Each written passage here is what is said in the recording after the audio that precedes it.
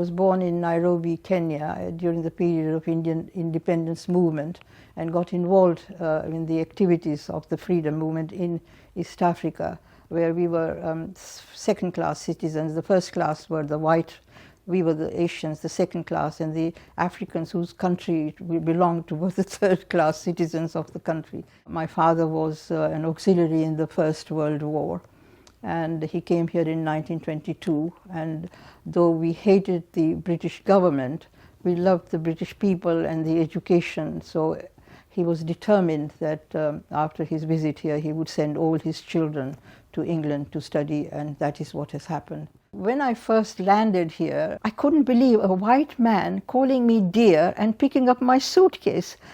And I thought, well, this is something that I've never thought. It's like a dream or a nightmare, I don't know.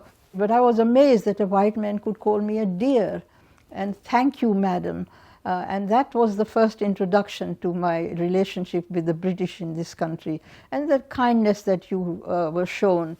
There was no sort of discrimination as such.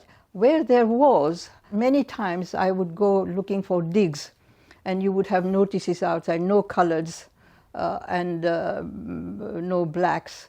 And it was okay, I was used to it, you know, it didn't bother me all that much. But then the British Council did help you.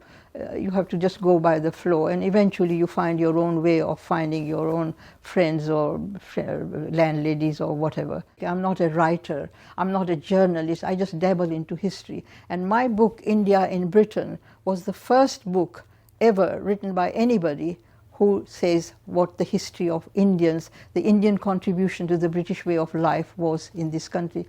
The history of the British Empire is not complete without the history of the people of the empire in this country. Because I was interested in India to the extent I was, the first thing you want to do is to go to India House. And then I was told that there is this India Club.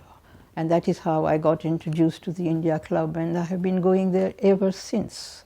The fact that you are there, something connected with India, that makes you feel at home. And that was the whole reason of going there every Saturday morning.